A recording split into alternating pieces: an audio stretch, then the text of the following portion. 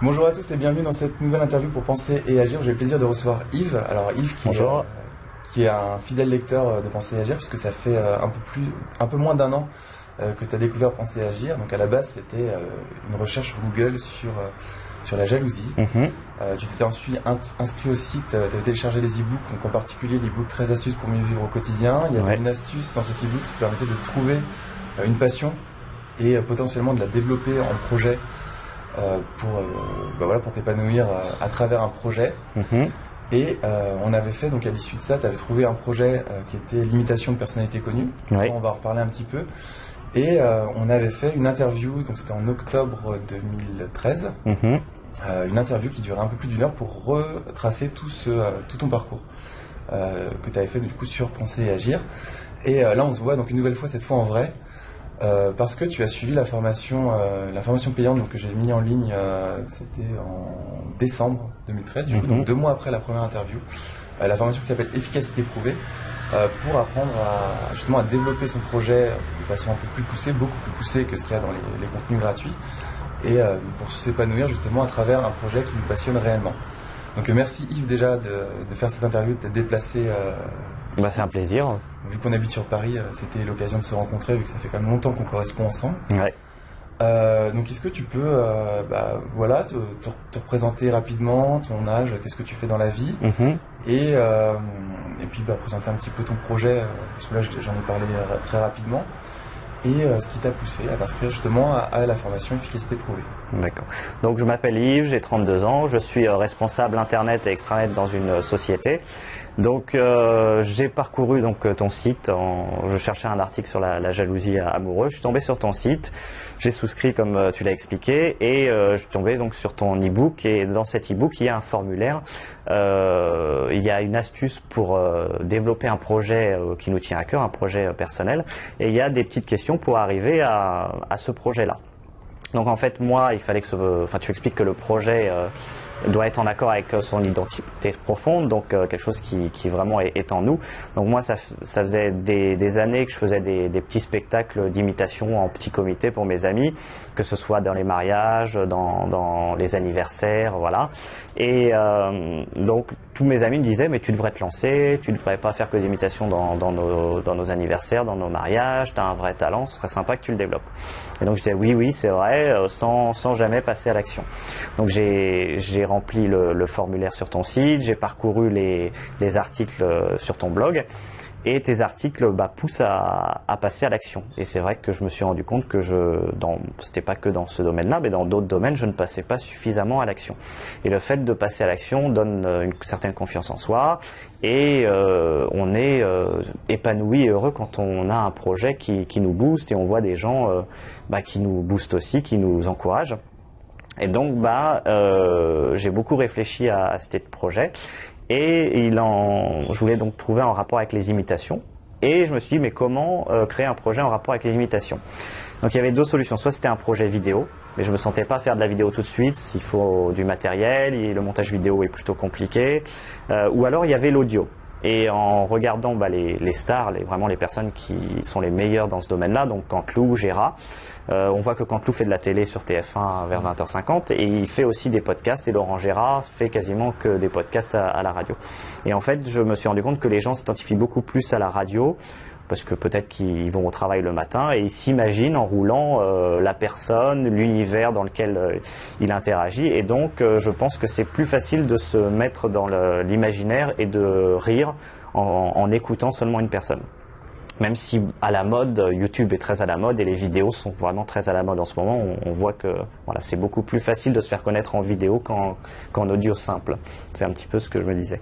Donc du coup, j'ai demandé un petit peu conseil à droite et à gauche, et le principe était fait. Donc un podcast basé sur des faits d'actualité, et puis il fallait ensuite que j'écrive des sketchs, que j'essaye de les rendre drôles, et puis que j'adapte les sketchs aux personnalités que j'imite. Donc voilà, il a fallu lancer un site internet, et puis enregistrer les émissions, et puis après c'était parti. D'accord, donc vraiment, on est sur un gros projet là quand même. C'est quand même compliqué de se mettre à l'écriture de textes qui font rire, devenir meilleur en imitation, de monter un site internet, d'apprendre à s'enregistrer, acheter du matériel, tout ça. Mais on est quand même sur un gros projet.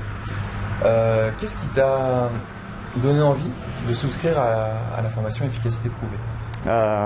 Alors, tu avais déjà lu beaucoup de choses sur le site. Oui. Ça faisait 9 mois que un peu moins d'un an que tu lisais le site, que tu avais lu les e-books. Quel a été le déclic pour te dire, allez, je vais investir de l'argent cette fois et je vais suivre la formation pour développer mon projet? Alors, il y avait déjà tes vidéos de vente étaient motivantes, c'est-à-dire que on sentait déjà le contenu bien structuré. Tu expliquais qu'il y avait 6 modules, tu détaillais tous les modules, on sentait une vraie implication.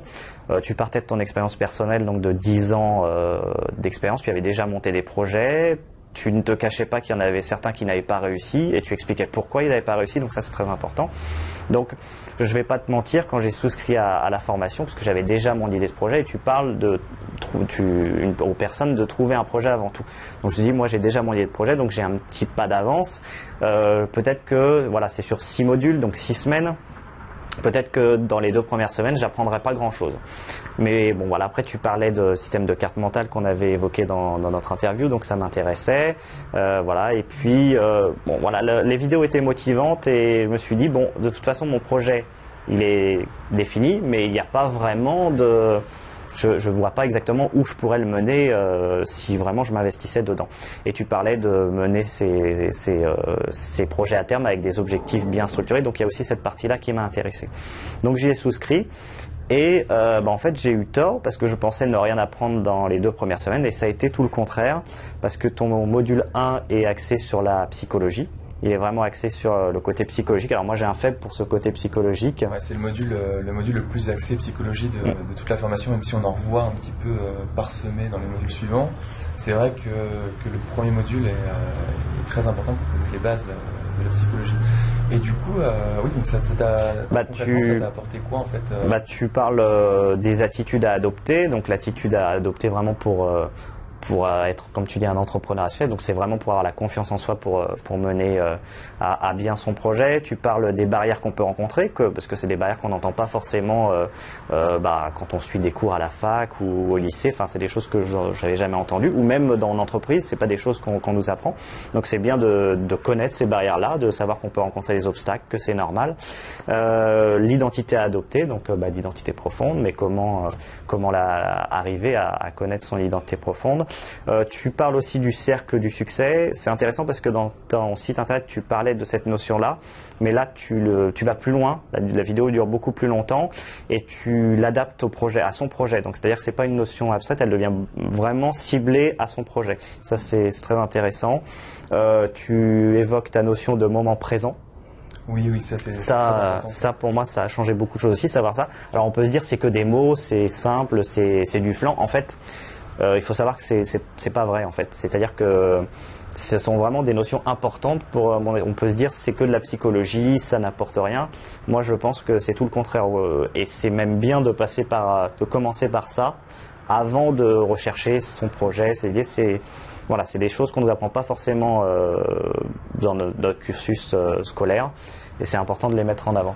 Pour moi, c'est primordial de commencer par la psychologie avant même de s'intéresser à des méthodes ou des outils pour définir un projet. Donc on les voit bien sûr après, les méthodes et les outils dans la formation, mais les bases psychologiques, ce serait comme vouloir construire un château sur de la vase, quoi. Si on n'a pas les bases psychologiques, on est sûr de rater, et la psychologie avant tout c'est le plus important. Et c'est vrai qu'il y a un a priori dans nos sociétés actuelles où on dit la psychologie ça sert à rien. Il y a des magazines dans les bureaux de tabac qui vont nous dire des choses, on va dire ouais, c'est génial, mais comment est-ce que je l'applique concrètement? Et dans le module 1, on a vraiment la présentation des notions psychologiques et comment est-ce qu'on va l'appliquer directement. C'est-à-dire, pas dans un an, juste après la vidéo, quels sont les exercices à faire et comment est-ce qu'on va l'appliquer vraiment dans sa vie pour progresser et s'épanouir à travers un projet. Comme tu l'as dit aussi, donc toi, tu avais ton idée de projet. Il y a beaucoup de personnes qui suivent la formation qui n'ont pas d'idée de projet, qui font confiance tout simplement. Ils disent, bon, ok, je vais le suivre, je vais souscrire à la formation. Et toutes les personnes qui ont suivi pour l'instant la formation ont trouvé leur idée de projet. Il y en a qui veulent écrire des livres, il y en a qui veulent monter des associations, il y en a qui montent des sociétés, toi qui deviens imitateur, même si tu avais déjà ton projet avant.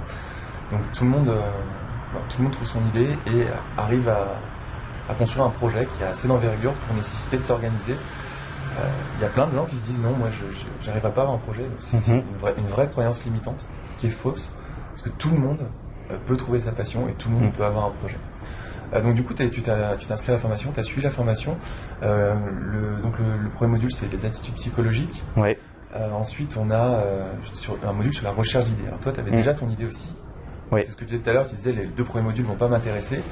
Finalement, est-ce que ça t'a apporté quelque chose le module 2, en toute honnêteté, ou est-ce que ça t'a rien apporté du tout? Oui, alors là encore, je m'étais trompé parce que je pensais que le module 2 allait rien m'apporter, et puis en fait ça a été le contraire.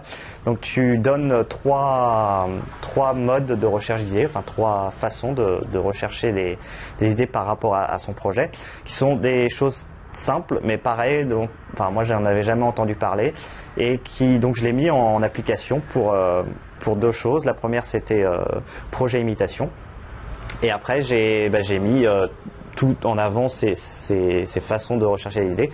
Et pareil, dans ta vidéo de vente, tu expliques que ça va être une explosion d'idées, que ça va être je sais pas combien d'idées en 10 minutes. Alors, je dis 100 idées en 10 minutes dans la vidéo de vente, c'est la phrase exacte. Voilà. Une centaine d'idées en 10 minutes. Donc on peut se dire en écoutant ça que c'est marketing, c'est pas en marketing, c'est pas vrai.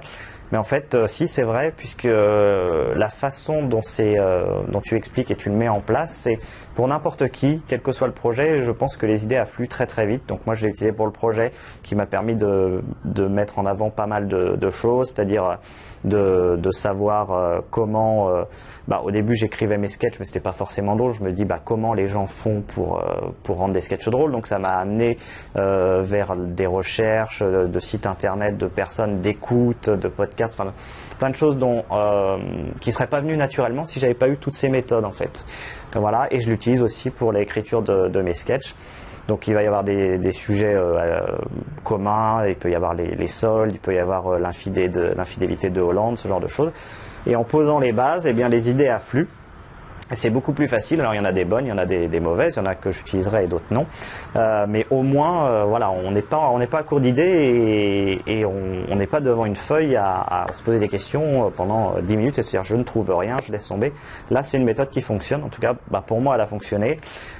Et je pense pour les autres personnes qui suivent la formation aussi, puisqu'on suit la formation tous en même temps, et donc on peut poster nos commentaires et les personnes qui suivent la formation voient les commentaires et tu y réponds et tout le monde voit les réponses. Donc ça, même si on ne se connaît pas, ça booste un petit peu parce qu'on voit que les gens ont des projets aussi, et on voit que pour les gens qui suivent cette formation, ça fonctionne aussi. Oui, quel que soit le projet, en fait, la recherche d'idées, c'est toujours les mêmes mécanismes, c'est un peu les mêmes structures sous-jacentes, et du coup, on utilise les méthodes que je présente dans la formation, et c'est vrai que pour l'instant, il n'y a personne qui m'a dit que ça fonctionnait pas en tout cas. Donc, tout le monde m'a dit que ça fonctionnait et c'est assez déroutant au début parce que il y a trop d'idées qui arrivent. Moi, quand j'ai commencé à développer cette méthode, c'était pour écrire mes articles sur mon blog, pour avoir des idées tout simplement. Et la veille, avant de développer cette méthode-là, j'avais le syndrome de la page blanche, j'étais incapable d'écrire, j'avais plus d'idées. Et quand j'ai mis en place cette méthode-là, j'avais trop d'idées. Et là, j'ai des idées d'articles pour 2 ans. Donc c'est vrai que c'est une vraie explosion d'idées et ça fonctionne. Alors après, justement, quand on a cette explosion d'idées, on se pose naturellement la question, mais comment est-ce que je vais organiser toutes ces idées? Comment est-ce que je vais organiser mon projet? Comment est-ce que je vais le développer à moyen terme, à long terme? Et c'est le sujet justement du module 3 qui est dédié à la définition d'objectifs. Qu'est-ce que ce module t'a apporté dans ton projet? Alors je dois dire que le module 3, c'est clairement le module qui a boosté mon projet, parce que c'est-à-dire que le côté psychologique est important pour avoir confiance, et on sait qu'on va rencontrer des obstacles et comment aller au-delà de ces barrières. Rechercher des idées, c'est bien, mais après il faut mettre en place tout ça. Et en fait, donc du coup, tu mets en avant le plan d'action, donc tu utilises les cartes mentales, donc les recherches d'idées qui sont couplées aux cartes mentales. Donc ça m'intéressait parce qu'on l'avait évoqué dans notre première interview, ce concept-là où tu m'en avais parlé, tu me dis moi je mets ça dans un système de cartes mentales, c'est intéressant, tu devrais te pencher dessus. Et je dis tiens, dans la formation tu évoques ce concept-là, et puis dans les modules qui suivent tu nous pousses à l'extrême pour l'utiliser au mieux et au mieux de ses possibilités, donc ça m'intéressait. Et en fait, c'est vrai qu'on définit On va définir dans le module 3 ses objectifs à long terme, enfin son objectif à long terme, ses objectifs à moyen terme et ses objectifs à court terme. Et c'est vrai que ça me semblait, quand j'ai commencé le projet de l'Actu en retard au mois d'octobre. Donc l'Actu en retard, c'est le nom de ton site internet. Voilà, donc je l'ai commencé et donc je faisais des émissions et je ne savais pas vraiment où ça allait mener puisque je me lançais, mais bon voilà, c'était juste des petites émissions avec des faits d'actualité. Sauf que là, maintenant, depuis que j'ai suivi ce module-là et que j'ai même terminé la formation maintenant, j'ai mon objectif à long terme sur 1 an, qui est donc de devenir un imitateur reconnu, de se faire connaître, voilà. Et j'ai tous mes objectifs à moyen terme, divisés sur plusieurs mois. Et l'objectif le plus important a été d'apprendre à écrire des sketchs drôles. Parce que je savais que imiter c'est bien, mais imiter juste pour imiter, ça ne sert à rien. Et très vite, je me suis rendu compte que quand Lou et Gérard ont des personnes qui écrivent pour eux, c'est normal vu leur statut, mais on rigole tout le temps. Et je me suis dit, il doit y avoir des mécanismes quand même pour faire rire. Et à partir de ce moment-là, couplé avec la recherche d'idées, j'avais déjà eu des petites idées qui étaient revenues sur ce sujet-là. Je les ai mis en application dans cet objectif à moyen terme d'apprendre à écrire des sketchs drôles. Et à partir de ce moment-là, j'ai pu scinder tout ce que je devais faire pour que l'écriture devienne la plus drôle possible. Alors je dis pas que c'est facile, loin de là. Trouver un sujet, trouver les idées, faire rire, c'est pour ça qu'à mon avis c'est un métier à part entière parce que c'est vraiment pas évident. Mais en se renseignant, et puis il y a des livres intéressants, on se dit qu'il y a des techniques, qui fonctionnent pour faire rire. Donc qui vont pas faire rire tout le monde, mais en tout cas il y a des ficelles qui reviennent très souvent. En fait, ce que tu nous expliques, c'est que donc ton premier objectif, tu dis le plus important, mais en fait c'est le plus important aujourd'hui. Tout à fait. Parce que je pense que plus tard, tu auras un autre objectif qui sera plus important une fois que tu auras réussi à écrire pour faire rire. Ouais. Donc la formation t'a aidé, dans ton cas, à répondre à la question comment est-ce que je vais définir une stratégie d'action pour apprendre à faire rire les gens. Voilà, c'est ça. C'était une question, je pense que toutes les personnes qui veulent devenir imitateurs ou qui veulent faire des one-man shows ou j'imagine de la comédie, doivent se dire mais comment est-ce que je vais faire rire les gens, et à mon avis il y en a pas mal qui vont s'arrêter là en se disant je sais pas. Oui. Et voilà, avec la recherche d'idées et la définition d'objectifs, tu as réussi à mettre en place une stratégie donc sur c'était quoi, sur 2 mois. Voilà, un objectif à 2 mois. Ton premier objectif à moyen terme, donc dans la formation on a un objectif à long terme sur 1 an. Après on va plus loin parce qu'après on a des visions sur 5 ans, mais ça c'est vraiment c'est à la fin de la formation ça. Mais vraiment la formation c'est sur 1 an au début, sur un objectif à long terme à 1 an. Et on le divise en plusieurs objectifs à moyen terme. Donc toi, ton premier objectif à moyen terme durait 2 mois et était apprendre à écrire des sketchs. Voilà. Donc normalement, tu dois arriver à peu près au bout de ces 2 mois là, parce que. Eh bien, vers le 15 mars, je devrais arriver à la fin de. D'accord. Donc déjà, retour sur ce premier objectif à moyen terme. Je pense que en écrivant les sketchs et en les faisant lire. En les mettant en situation avant de les enregistrer, je trouve que je le fais avec mes amis, ils sont déjà plus réceptifs, ils trouvent que c'est déjà plus drôle. Il faut trouver un bon rythme, donc voilà, j'ai trouvé quand même beaucoup de sources, je me suis inspiré de beaucoup d'humoristes, parce qu'il faut s'inspirer de ce qui se fait. J'ai beaucoup écouté Canteloup, Gérard, savoir comment ils fonctionnaient. Donc j'espère que dans les prochaines vidéos qui vont être publiées sur l'Actu en retard, enfin les prochains podcasts, vous trouverez que le rythme est plus rapide, que c'est plus drôle. Voilà, et puis c'est comme ça qu'on progresse également. Faut pas hésiter à me laisser des commentaires pour me dire là j'ai trouvé ça moins drôle, là j'ai trouvé ça plus drôle, puisque écrire seul des fois c'est pas forcément évident. Donc le retour des gens est très utile pour s'améliorer. Donc voilà. D'accord. Est-ce que tu peux nous expliquer, donc la formation est avant tout basée sur la notion de projet.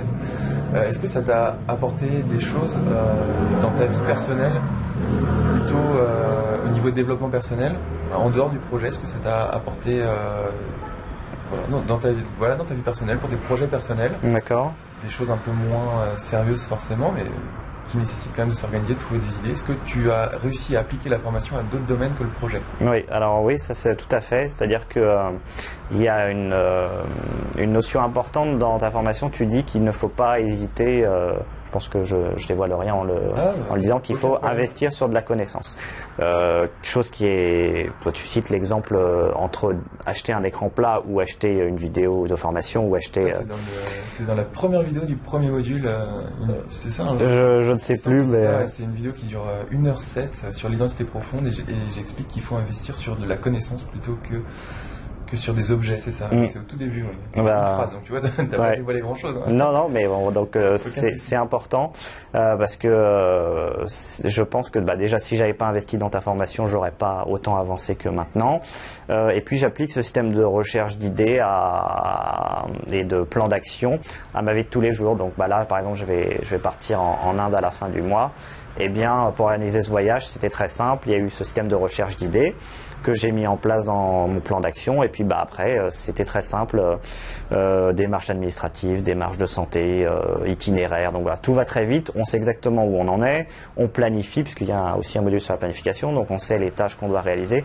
Donc voilà, rien que pour ça, c'est très simple, mais ça nous fait gagner un temps précieux. En plus, on a tout regroupé sur une carte mentale, donc c'est très rapide pour voir où on en est.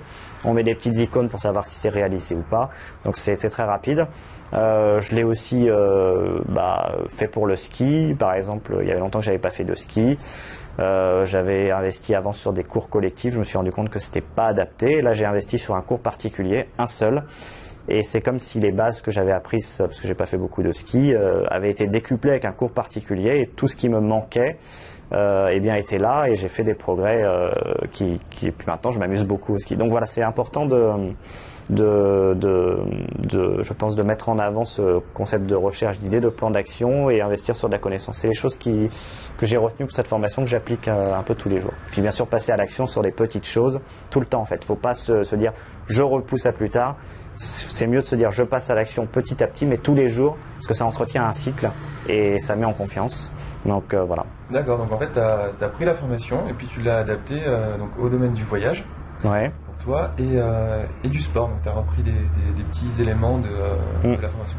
C'est ça. C'est marrant que le fait d'appliquer la formation ait fait naître l'idée, il faudrait plutôt que je prenne un cours particulier plutôt qu'un cours collectif. Ça, j'avoue que moi, après voilà, la formation est très générale, elle enseigne les structures de la réussite, les structures pour réussir ses projets, et un projet c'est très très large. Donc si on voit un voyage en Inde, quand même, donc tu pars loin quand même, sous la forme d'un projet, c'est vrai que du coup, ton itinéraire, il va se tracer. Je vois. Et puis c'est des choses qu'on peut réutiliser. Je sais pas, quand tu pars en voyage, après, tu dis, les vaccins sont faits, les démarches administratives peuvent être les mêmes, un visa, pour l'Inde, mais n'est pas forcément nécessaire ailleurs, mais peut-être que pour le Japon, c'est nécessaire, peut-être que pour les États-Unis aussi. Mais au moins, on a déjà fait la démarche, on sait ce qu'on a dû ramener, voilà, et puis c'est bien ciblé, et donc je trouve que c'est utile, c'est un gain de temps, Et il y a autre chose qui me vient en tête, c'est pour le côté psychologique. Ouais. Je crois que c'est au module 3, tu parles du triangle de la réussite. C'est module 3 ou 4, je sais plus, ça doit être, je sais pas, peut-être, je sais plus exactement où est cette vidéo-là, il y a beaucoup de vidéos dans la formation, je sais pas combien on est exactement, je dirais, je sais pas, vers 35 vidéos, je sais pas, 40, je sais pas. Oui, il y en a beaucoup. Il y a vraiment beaucoup de vidéos.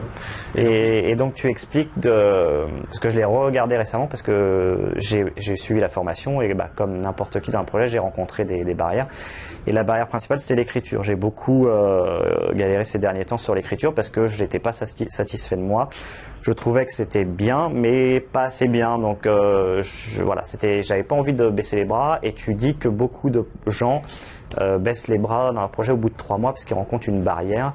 Et c'est un peu le point d'ancrage. Soit on continue, soit on arrête.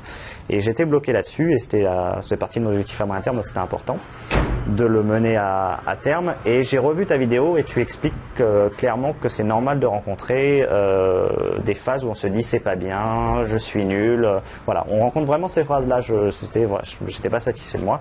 Et en regardant cette vidéo, puisqu'on peut les regarder quand on veut, ça m'a un petit peu reboosté. Je me dis ok, si l'émission 4 est moins intéressante, tant pis, elle fera moins rire, mais au moins elle est en ligne, et il y aura une émission 5, et on continue dans ce cercle de l'action, et voilà, c'est normal, tout ne peut pas être toujours très drôle.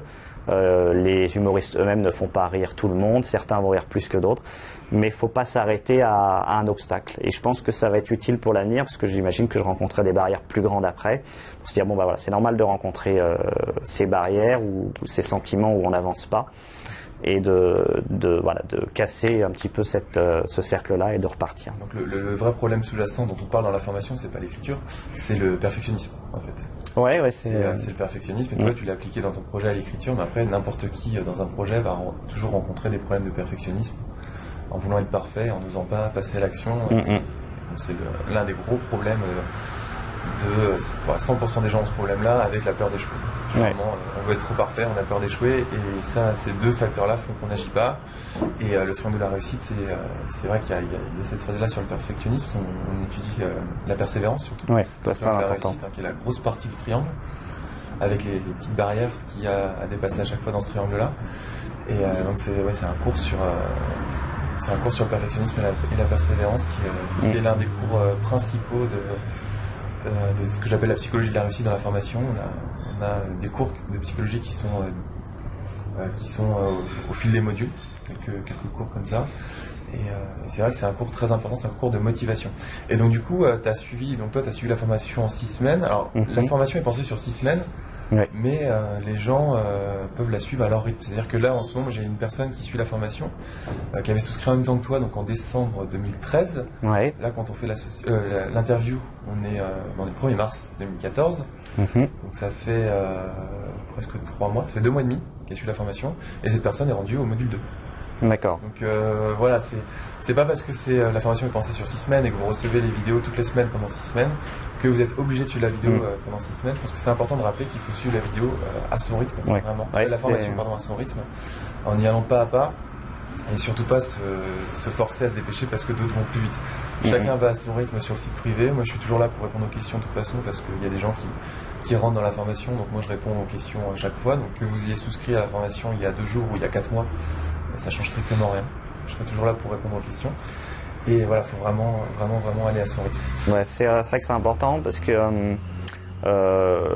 autant les 2 premiers modules, je les ai suivis assez rapidement, en prenant des notes, en réfléchissant. Et je me suis rendu compte en définissant mon objectif à moyen terme pour apprendre à écrire des sketchs drôles que là, je rencontrais une barrière. Et je me suis dit, bon, alors soit j'enchaîne les émissions et puis ça va pas être drôle, soit vraiment je prends le temps de remplir cet objectif-là, d'écouter les humoristes, de lire, parce qu'il y a des bouquins là-dessus qui sont très intéressants, de regarder ce qui se fait sur YouTube, de décoder un petit peu ces ficelles de rire. Et je me suis dit, bon, ok, j'enregistre pas d'émission pendant un petit temps, voilà, faut pas non plus tomber dans le perfectionnisme en se disant je procrastine aussi et je publie plus rien. C'est l'autre côté. Voilà, il a fallu trouver un juste milieu pour dire, ok, bah là je prends le temps, je prends 1 mois pour bien réfléchir, et une fois que toutes les bases sont là, je me remets à écrire. Et je republie les vidéos et je reviens dans ce cercle de publication et d'écriture puisque maintenant j'ai des bonnes bases. Donc c'est vrai qu'il ne faut pas hésiter non plus des fois à passer 2-3 semaines, peut-être 1 mois, peut-être plus, selon les personnes, à prendre son temps, à bien rechercher ses idées, à les réévaluer, à en chercher des nouvelles, à demander des conseils et à prendre le temps, suivre bien donc le plan d'action défini, plutôt que d'aller trop vite et puis en final c'est plus négatif qu'autre chose. D'accord. Donc du coup, même après avoir fini la formation, vu que là tu as vu toutes les vidéos, tu y reviens en fait de temps en temps sur certaines vidéos quand tu as un point particulier que tu veux voir. Tout à fait. Ça, c'est le gros avantage des formations en ligne. Généralement, les formations en ligne ont une mauvaise pub parce qu'on se dit on n'a pas quelqu'un à côté. Mais au final, moi, en tout cas, personnellement, ce que j'aime bien dans les formations en ligne, déjà, c'est que c'est beaucoup moins cher que si on fait une formation en ligne, forcément. Et on peut revenir tout le temps, même après la formation, on peut revoir les vidéos. Puis la formation est mise à jour aussi en fonction de ce qui évolue, parce qu'il y a des formations aux outils. On ne fait pas que de la psychologie dans la formation efficacité prouvée. On a beaucoup de formations aux outils, ça va représenter la moitié de la formation à peu près. Donc là, on parle de carte mentale tout le temps. On a une formation pas à pas sur vraiment toute cette stratégie centrée sur les cartes mentales. Et voilà, donc vous pouvez revenir quand vous voulez, même après la formation. Oui, tout à fait. C'est vrai que tu réponds vite. C'est vrai que quand j'avais mis ma première carte mentale avec mon objectif à moyen terme, j'étais un peu perdu sur la planification. Tu avais mis dans un commentaire, il nous a mis toute la carte mentale de ton projet. Donc on a eu une grosse image. Et moi j'étais super content parce que du coup je me suis dit waouh, il applique vraiment la formation à son projet. Il y a vraiment quelque chose de construit. D'ailleurs ce que je t'avais répondu, c'était vraiment très très bien. Et j'ai pu voir du coup la formation appliquée à un projet que moi je maîtrisais absolument pas. Et ça m'a montré que les structures de réussite étaient toutes les mêmes, quel que soit le projet. Et c'était ça mon pari aussi, moi personnellement avec la formation. Et de voir cette carte mentale déployée, c'était vraiment très intéressant. Et ce qui est intéressant aussi, c'est de voir que tu réponds vite aux questions. Et en fait, j'avais l'impression d'avoir quelque part un prof particulier, si tu veux. C'est-à-dire la personne est là, on a un doute, on se pose une question qui nous bloque et que si on n'a pas une réponse assez vite, on ne peut pas avancer. J'avais posé la question la veille, genre vers 18h, et j'avais eu la réponse le lendemain ou le soir même. C'était très rapide et j'ai été débloqué tout de suite. C'est vrai que ça c'est un plus. Et pour revenir au fait que on puisse revisionner les vidéos, j'ai expliqué là que j'avais été bloqué sur l'écriture et puis la baisse de morale un petit peu. J'ai revu le cours sur le triangle de la réussite et il y avait des notions que j'avais pas forcément assimilées et qui m'ont boosté. J'ai revu le cours sur les cartes mentales et j'avais quelques notions que j'avais pas notées aussi sur le fait qu'on pouvait relier ses idées. Voilà, on peut tout bien structurer. Il y a des choses que j'avais pas assez emmagasinées, ce qui est normal aussi parce que la formation est assez dense. Donc la formation est très très dense. On peut pas tout assimiler d'un coup. Donc c'est bien de pouvoir revenir sur un module quand on se pose des questions parce que voilà, ça s'adapte vraiment au problème du moment et donc forcément quelques informations nous touchent beaucoup plus que lors du premier visionnage. D'accord. Écoute Yves, merci beaucoup pour ce retour d'expérience sur la formation. Si tu avais un conseil à donner aux personnes qui ont un projet ou pas forcément, mais qui ont envie de s'épanouir à travers un projet, qu'est-ce que ce serait, qu'est-ce que tu voudrais leur dire? Écoutez, moi je leur dirais, on va dire ça peut faire très marketing, etc. Mais bon, parce que je pensais que moi, en suivant la formation, elle ne m'apporte, en tout cas dans les 2 premiers modules, ne m'apporterait pas beaucoup. Je me suis complètement trompé. Et parce que tu étais quelqu'un qui suivait le site depuis déjà. Voilà. Et en fait, pour mener à bien ces projets, je sens, pour le prix de la formation en plus, qui n'est pas du tout excessif, je conseillerais bien évidemment de suivre la formation, de s'inscrire, puisqu'elle apporte beaucoup. Il n'y a pas que mon témoignage. On voit qu'il y a des gens aussi qui mettent des témoignages et dans chaque projet, c'est très utile. Moi, ce qui m'a beaucoup plu aussi, que je retrouve pas dans d'autres formations en ligne, parce que on peut se dire la formation en ligne c'est vraiment c'est pas personnel du tout, c'est pas personnalisé. Là en fait toi on sent que tu transmets ta passion vraiment pour aller au bout des projets. On sent la motivation, tu nous motives à travers les vidéos, ce qui est assez dur à faire je pense. Tu réponds vite aux questions, c'est vivant. Tu caches pas tes défauts dans le sens où tu avoues qu'il y a des projets qui n'ont pas marché et tu expliques pourquoi. Alors que ça c'est très important. Dans beaucoup de sites, on explique tout va être miraculeux du premier coup, etc. Ce qui n'est pas vrai du tout. Donc à ce côté-là. Et moi, ce qui m'a aussi beaucoup plu, et c'est ce que j'aurais aimé apprendre à l'époque du collège ou même de la fac, c'est que on nous a conditionné, en tout cas dans mon exemple, dans mon cas, à réussir du premier coup, ou en tout cas quand on doit réussir, c'est toujours bien la première fois et on ne peut pas se permettre de ne pas réussir pour retenter derrière. C'est ça, voilà. Le diplôme, soit on l'a, soit on l'a pas. C'est ça. Et alors que il y a un moment je crois que c'est je sais plus dans quel module, tu mets une vidéo quand tu commençais à te filmer et à expliquer les choses. Tu expliques bien que dans cette vidéo, c'est le début et que tu n'es pas à l'aise devant la caméra et tu montres. Et pour moi, la première vidéo que j'avais tournée pour la formation, toute première vidéo, j'étais beaucoup moins à l'aise que sur la suite des vidéos, forcément. Et ça, pour moi, c'est une preuve d'humilité. Ça montre aussi que voilà, on progresse et qu'on peut pas être forcément bon du premier coup et que c'est avec le temps et en agissant et en se donnant les moyens qu'on progresse. Et ça c'est important parce que une simple vidéo peut se dire ok, si je rapporte ça à mon projet, au début, ce sera pas drôle peut-être au début, ce sera moins dynamique au début, mais après, si on compare à un an plus tard, voilà, on voit que c'est complètement différent. C'est même sûr que tes premières vidéos seront moins drôles que celles que tu feras dans 6 mois, 1 an. Oui, c'est clair. C'est en forgeant qu'on devient forgeron, donc c'est en avançant. C'est comme moi, les vidéos que j'ai faites au début étaient pas bien par rapport à celles que je fais aujourd'hui. Là, je vais en sortir bientôt des nouvelles qui seront encore mieux, mais qui seront moins bien que celles que je sortirai ensuite. Et c'est comme ça qu'on progresse. Et si on passe jamais à l'action, tout ce qu'on risque d'avoir, c'est des regrets. Oui. Et c'est la pire chose qui puisse arriver, ça. Et il y a beaucoup de gens qui se disent j'ai mon emploi, j'ai ma petite vie et bon, je laisse de côté les choses qui pourraient vraiment me booster. Et en fait, on se rend compte que avec ta formation, les gens trouvent un projet, soit ils l'ont déjà, soit ils le trouvent. Ils agissent, ils ont vraiment un plan clairement défini, ils passent à l'action et puis ils arrivent à... Il y a une confiance en soi qui se crée, qui se reporte dans d'autres domaines de la vie et pas forcément qu'à son projet. Enfin voilà, ça a un impact un petit peu global sur sa vie en fait, donc c'est très important. D'accord, merci Yves pour ce retour d'expérience vraiment complet. Si vous êtes intéressé pour découvrir la formation Efficacité Prouvée, il y a une formation gratuite d'une semaine pour justement vous présenter plus en profondeur mes idées, mon travail, qu'est-ce qu'on appelle justement les cartes mentales dont on a beaucoup parlé dans cette formation, qui ne sont pas forcément connues, comment est-ce qu'on applique ça à la recherche de projets. En suivant cette formation gratuite, vous allez déjà apprendre beaucoup, c'est-à-dire que vous allez déjà pouvoir appliquer à vos projets ce que vous allez apprendre dans la formation gratuite, même si vous ne souscrivez pas à la formation payante, il n'y a aucun souci pour ça, c'est pas du tout engageant. Et donc voilà, si ça vous a intéressé, si le retour d'expérience de Yves vous a intéressé, vous allez en dessous de cette vidéo, il y a un bouton pour s'inscrire à la formation gratuite et puis vous pourrez découvrir ça, expérimenter par vous-même et faire vos propres choix. Merci Yves merci à toi d'être venu et je vous dis à très bientôt pour une prochaine interview sur Penser et Agir. Au revoir.